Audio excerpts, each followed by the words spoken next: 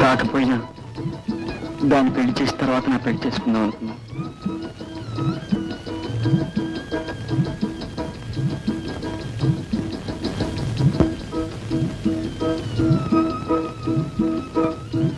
ఏంటమ్మా కని మారబెట్టేస్తున్నావు?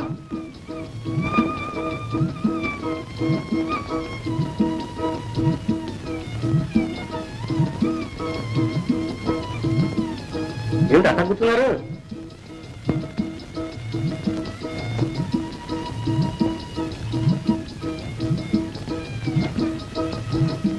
ఏమమ్మా రాదమ్మా, ఎందుకు ఇట్లా ఉన్నారు? భారతమ్మ పెళ్లి గురించి నాన్న. పెళ్లి అర్థం మీరే చేసేటట్టున్నారు. అవునన్నా, మనమే చేయాలి. భారతమ్మ పెళ్లి తనకు ఇష్టం లేదని వేణు మీద నిందేశాడు కాడు వాళ్ళ నాన్న. అయితే అందుకని వేణే ఆ పెళ్లి చేయించి వాళ్ళకి బుద్ధి చెప్పాలంట. రైట్, మాటంటే మాట, సూట్ అంటే సూటే. సోల్జర్ పిల్లలు అనిపించావమ్మా. అవును వేణు, మా తల్లి చెప్పినట్టు ఈ పెళ్లి నువ్వే చేయాలి. చేసినట్టే. ఏ గోపాలం నీ దోస్తేగా? దోస్తే కానీ వాళ్ళ నాన్నున్నాడే వెంకటాద్రి, 500 కట్నం కావాలి, ఒక్క కాలు మీద నిలబడతాట నాన్న.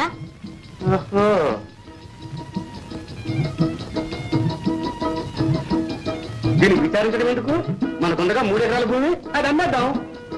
అమ్మేసి బాగా చెప్పాడు ముఖాన్ని పారేసి ఫస్ట్ క్లాసుగా ఆ కట్నం ఇచ్చి మరీ భారతమ్మ పెళ్లి చేద్దాం.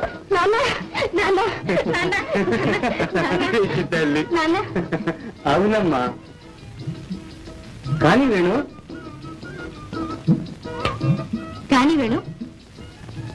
అదేమిటి రాత, నీ నాన్నని నా చెల్లెలు పెళ్లి చేయమంటావు?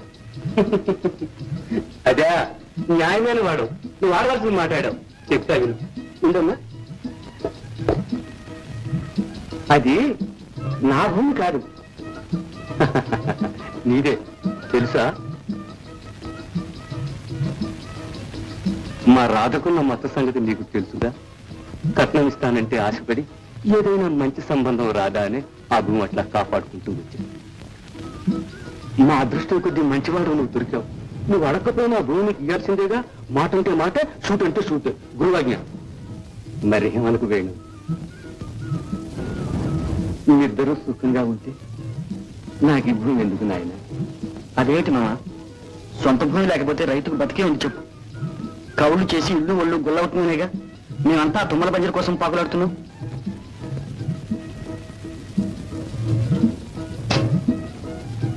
భారతమ్మా, రాధా నీకోసమే వస్తున్నారమ్మా. అన్నయ్య ఎలాగున్నాడు? బాగున్నాడు. కానీ నువ్వు నీడకొచ్చావే?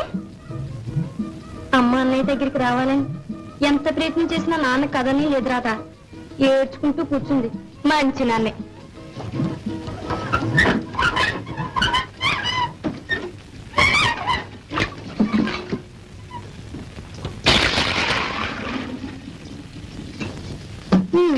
నీ పెళ్లి సంగతి ఏం చేశాడు? డబ్బు దొరకలేదు, అందుకని వైశాఖంలో కాదు శ్రామంలో చేద్దామని కౌరు పంపాడు.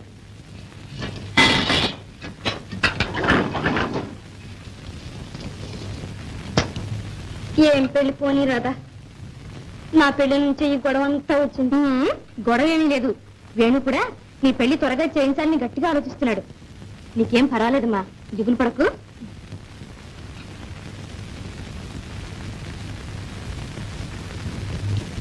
భారతమ్మ, ఇదిగో ఈ కండెలు నీకు ఇమ్మన్నాడు మీ అన్నయ్య. నీకు చాలా ఇష్టం ఒకటగా. అవును రాధా. కాదు వదిన. అవును వదినే. వస్తాను వదినా.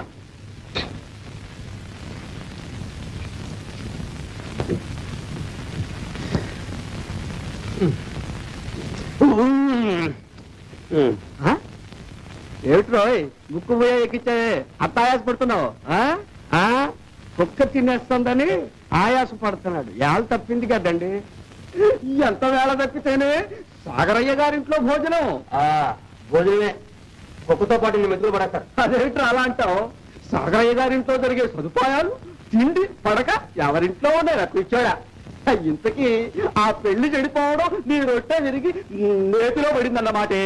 అంటే అనగా అంటే లాగిటంటే దూది పరుపు మీద పడ్డావు అదృష్టవంతుడు అంటారు.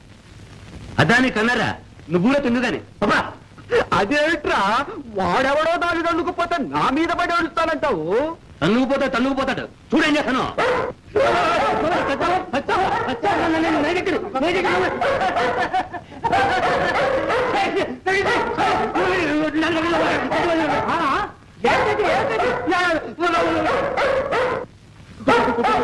అరుపులు కుక్క అరుస్తా ఉంటే వాడు అరుస్తున్నాడు. తిరిగి వేద్దావా?